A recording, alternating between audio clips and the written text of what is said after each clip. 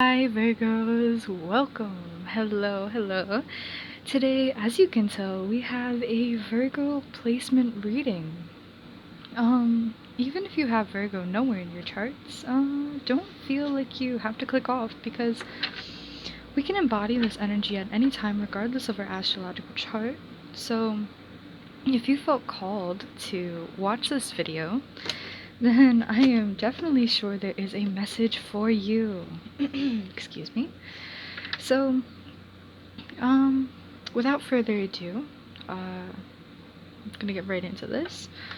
Uh, like I said, Virgo placements can include, but are not limited to, Sun, Moon, Rising, Venus, North, and South Node. So yes, I'm gonna set intentions really quickly, and then we're gonna pull some tarot. I'm gonna finish off with oracle cards as well. Oh, actually, we should start off with Prism Oracle deck. We'll pull those after this. Why not? Go out of order, right? So, angel, spirit guide, source, ancestors, the highest, whitest light, I thank you so much for your help, your existence, your love, and your confirmation that you give us. I thank you so much for strengthening my spiritual gifts at this time. And I thank you so much for helping me and the collective. I thank you for this moment. I thank you for aligning me with the energy that you want me to channel at this moment. And I thank you so much for allowing me to explain in a way that is meant for all. Allow for a specific message to be for everyone watching, and allow for protection to go over me and the viewer, as well as discernment for what messages are theirs and what is not. I thank you so much for the highest good of all. Amen. Alright, so let's see, what does angels want to say for Virgo? The Hanged Man, the Five of Pentacles, and the King of Swords.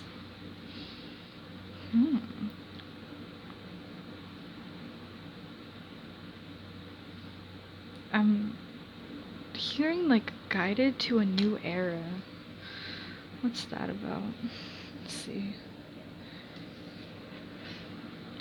What else do you want to come across today, Spirit? Thank you so much for Virgo. What's on this card? Okay, Eight of Wands, Eight of Cups, and King of Cups. Alright.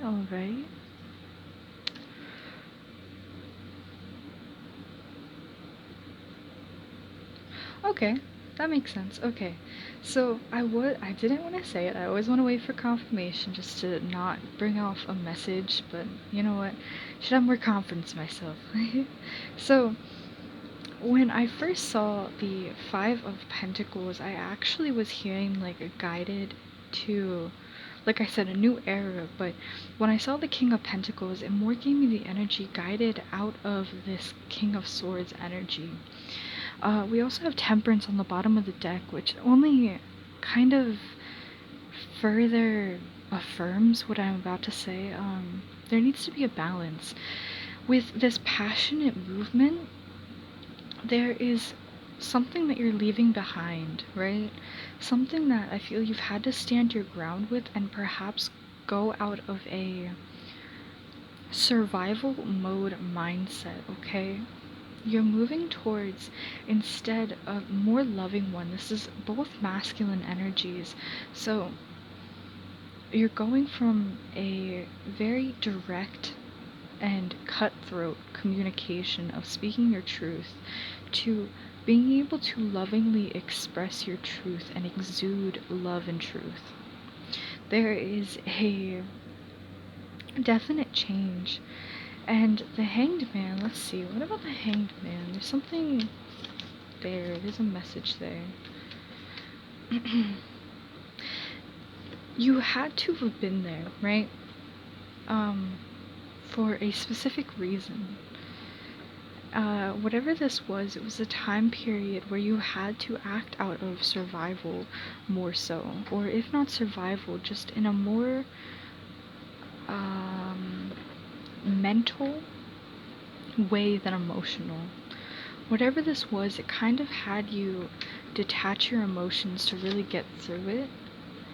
But because you've worked so hard to get through that time period, because you worked so hard to perfect and renew who you want to be, you realize that this time served its purpose and you want to become someone new. Ten of Wands also wanted to come out, which is, let's see. I mean, obviously it talks about burdens, but there's a specific message that always wants to come across. Okay, so Queen of Cups, Three of Pentacles, and Ace of Pentacles. So we have the Queen and King of Cups out of the deck now together.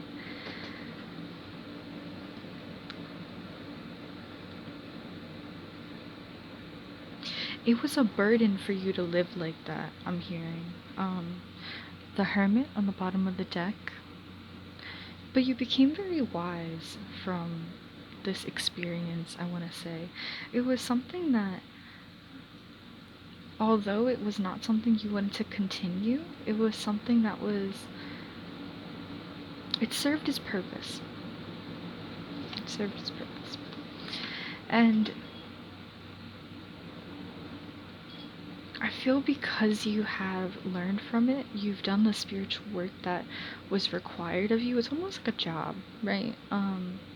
You put in your work and then you get your payment. And I feel like this, to a certain extent, can almost be like a job, or you could look at it like a video game. You do your quest and you get your reward. You did your quest of, I feel like there's a lot more to this than I'm going to say, but what needs to really just be said for you to understand is you learned you didn't like only being in this King of Swords energy. You didn't like feeling cold and I'm hearing abrasive. I'm not 100% sure what that means, but I'm pretty sure I know what that means. Point though, you didn't like that. And I feel to a certain extent it kept you bound to limitations, and you moved right out of that. I mean, it's from like this cold energy to this warmth, and I'm feeling, although it hurts a bit, you feel a lot better at least acknowledging and expressing and feeling your emotions than not.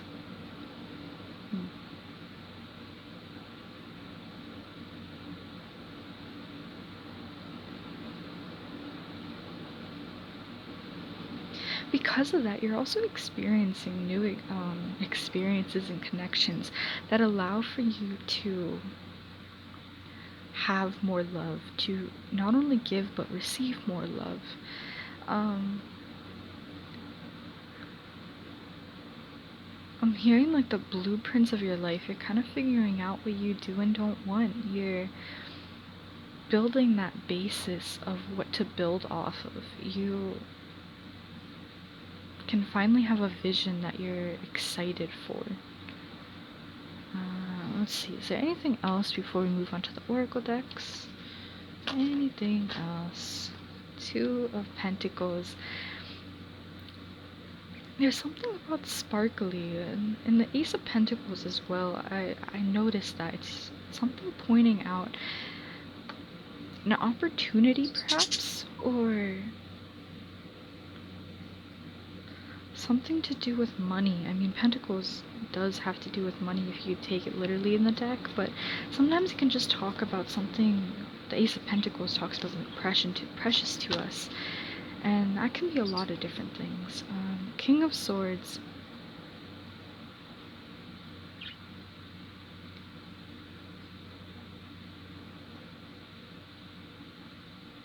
Allowing yourself to fully feel your emotions and not just a little bit will help clear them. I just got like the understanding through the imagery or metaphorical sense of the fog. The fog is like it's water droplets condensed, right? But it's not full water. But if all the water were to come to one form, it would be a puddle of water, right? But because we're adding the air into that, and we've made a fog, and air talks about the mind. It's like, instead of allowing for your mind to take over your emotions, allow for your emotions to just exist as they are. Excuse the bird in the background. I quite literally, it could be like too much mental chatter that is just taking over 10:44 on the clock. Yeah. There needs to be a balance of not only your mind, but your emotions, as well as your drive and passion and the security that you have. And then most of all is your divinity and your connection to God, to Source. All these elements help to create a stable foundation for you to exist, to create, to be everything. You are very powerful. Ooh, justice, yes.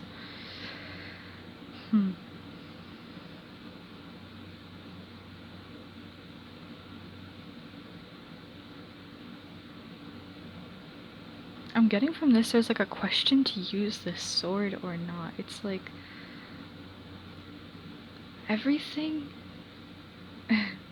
everything works how it does, but why is it that you'd want to go back to the sword, aka this energy? And I realize it's not about going back to this King of Swords energy. It's about I understand. I understand now. It's about being able to embody both the King of Swords and the King of Cups, but in an extent that is helpful. You will always have these parts of yourself within you.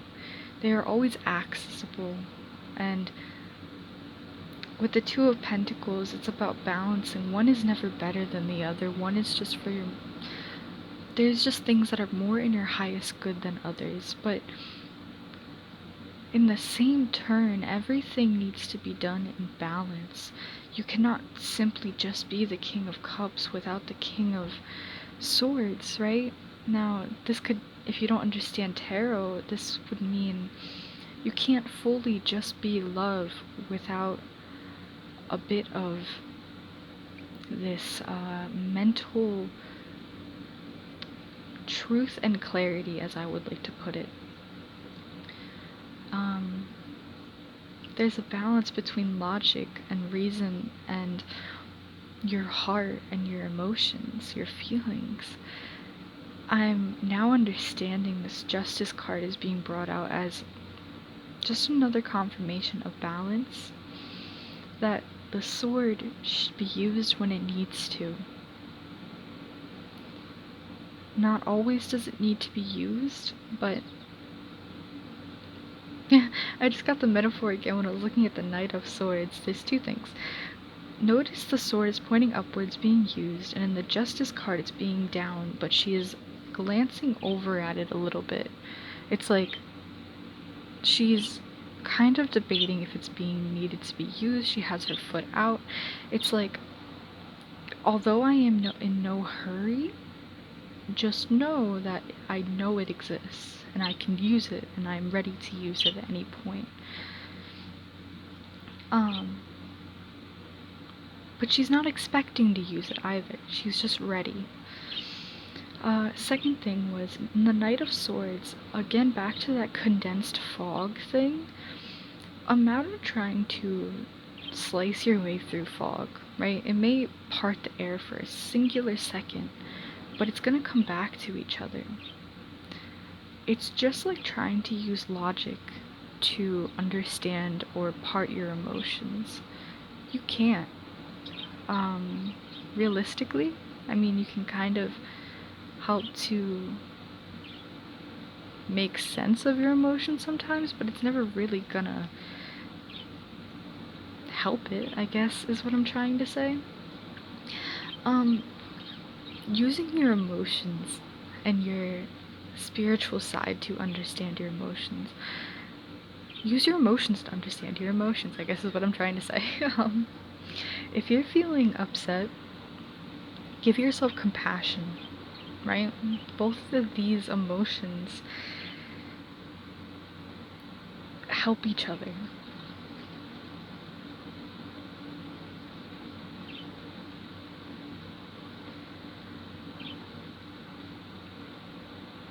Give yourself love to grieve and accept all that you've gone through. Give yourself the room, give yourself the understanding that you had to be who you were, and that's okay. Six of Cups.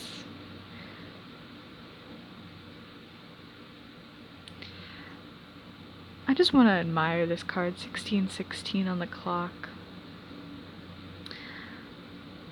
Unconditional love. We see two children here, and children have the most innocent love.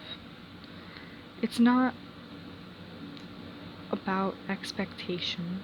It's not about some reason behind being your friend, right? It's not about how adults view love, which sometimes is sought after for money, lust, or even security sometimes. Instead, this is just because you find happiness in another's happiness.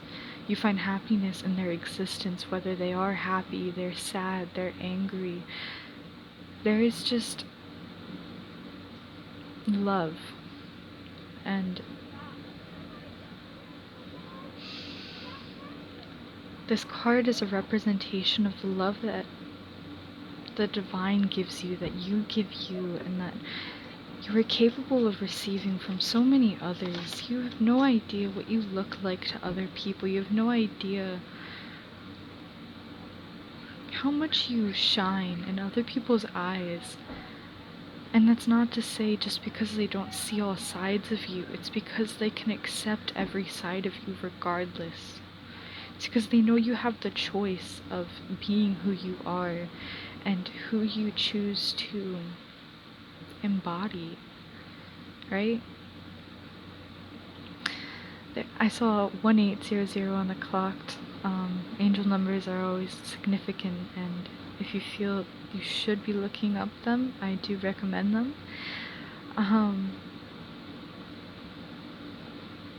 There's a grace and there's a dance that we do with life. There is a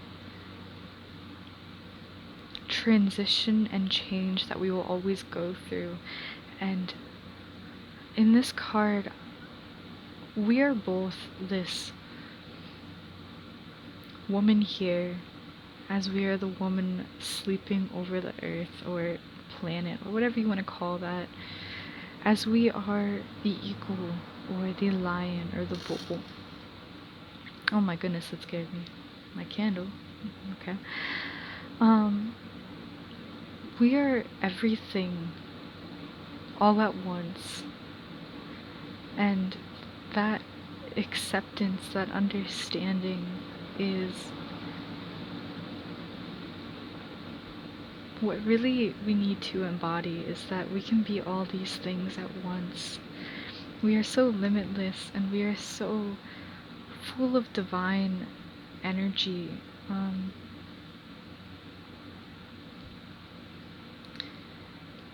Just continue to focus on who you want to be and continue accepting and loving every single side and version and part of yourself, even the ones that you don't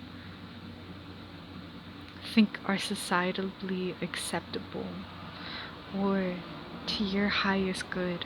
Accept them anyways, because that can help them transmute to a much more loving version of themselves as well, inside of you, inside of others, inside of us all. So, yes, I'm gonna put this here, and we're going to get, I don't think we're gonna use the Prism Oracle deck. I'm not really feeling called to use it, but I will bring in the Sacred Forest Oracle deck. For you guys, Virgos. I hope I never said Leo during this. I almost said Leo. My apologies, my deepest apologies. But yeah, let's see. This is truly my favorite deck since I have purchased it. Not only is the imagery just so magnificent, but the messages in the book are beyond words. I mean, they are truly magnificent. They are so loving and freeing. Very eye-opening. I do recommend, if you pull your own or are looking to, that this deck is definitely recommended. It's called the Sacred Forest Oracle deck by Denise Lynn. There are a lot of different book cards. I don't know if it says it anywhere. Let's see. How many cards? 52 cards.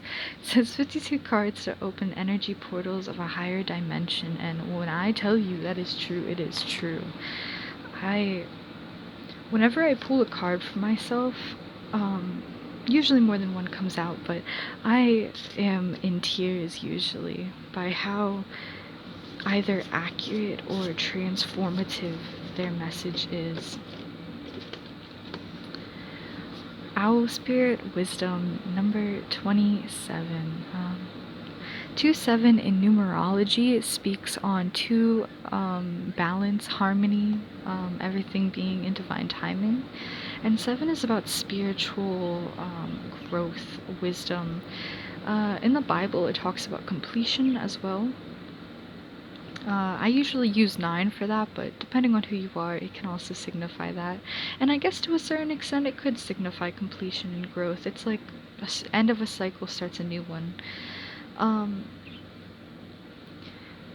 Again, you have many different forms. We can even see there is a butterfly around this woman, right?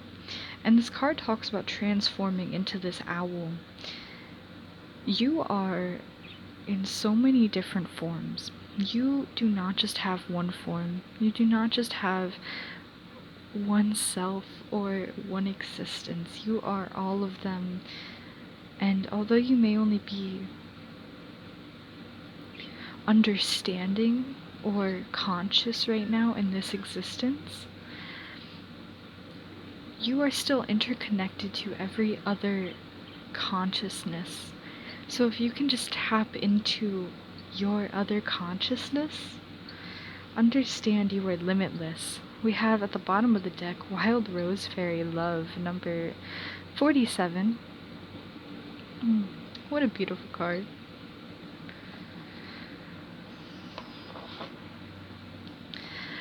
This reading, though, it's a lot about understanding. There's a duality in life of understanding who we want to be and who we do not want to be, what type of energies we want and what we do not want. But at the same time, there is a constant need, and we are learning every day to accept and love even those things that we don't particularly like or want in our life, right?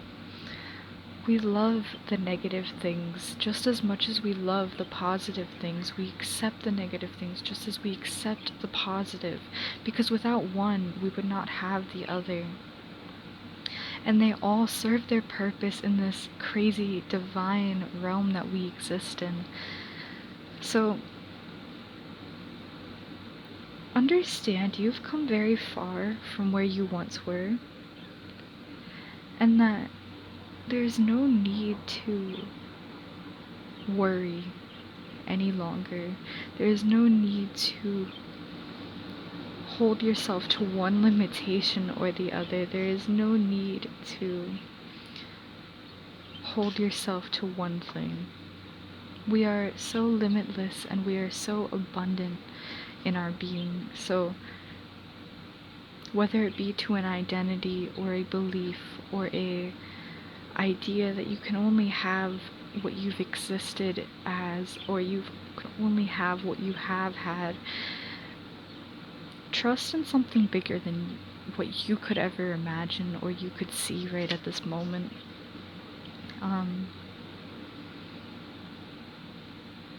You are limitless, guys.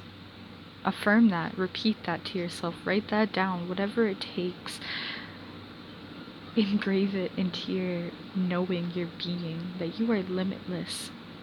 Okay? Number 27, Owl Spirit Wisdom. You can follow along or read on your own while I read aloud. The sun has set, and you feel a remarkable transformation occurring. Your body shapeshifts into an owl.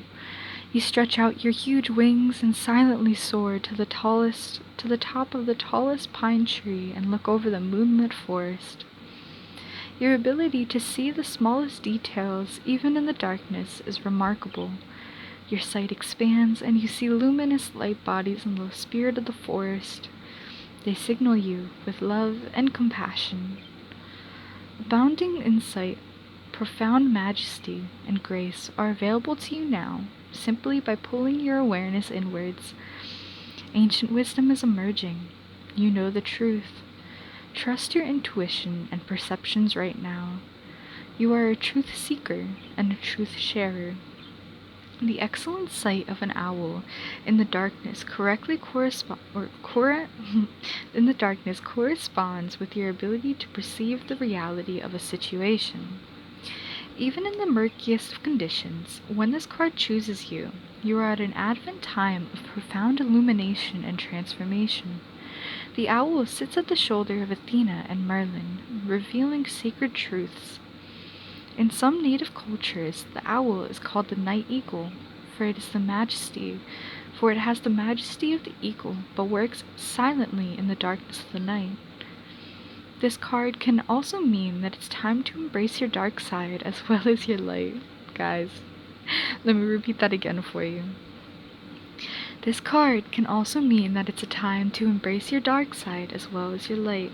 Through doing so, you will be in balance. I want to say before I forget and end this off, when I was looking at the Justice card, when she was holding and looking at the sword, do not feel guilty or afraid to have to use your more quote-unquote cold side, right? You can do it in a loving manner. You can let things go, cut things off in an act of love, right? Instead of doing it out of protection, right? We do it out of love, which is a form of protection, but we don't do it out of protection, if that makes sense. Okay. The spirit of the owl says, trust in your ability to see the deepest truth in situations and in people. Wisdom is growing within you in mysterious ways beyond your awareness. This is a good time to sign up for inspirational courses. Messages from Spirit are all around you. Look for them and trust what you feel. Alright, well, Virgo, I have no words. I have no words for you guys, I'm sorry. That was just absolutely beautiful and very confirmational. I'm very grateful to have been able to channel this message for you guys in such a way, and get all that Spirit wanted to get across. I really feel that this was exactly whatever you needed to hear today. So whenever this message reaches you, I pray that you will have nothing but love for yourself and all that is around you. Thank you so much for joining me today, Virgo, and anyone else who has joined me. I pray for the highest and greatest light to reach you at this moment and fill you up with nothing but love and understanding. And I hope to see you guys again. Bye, guys.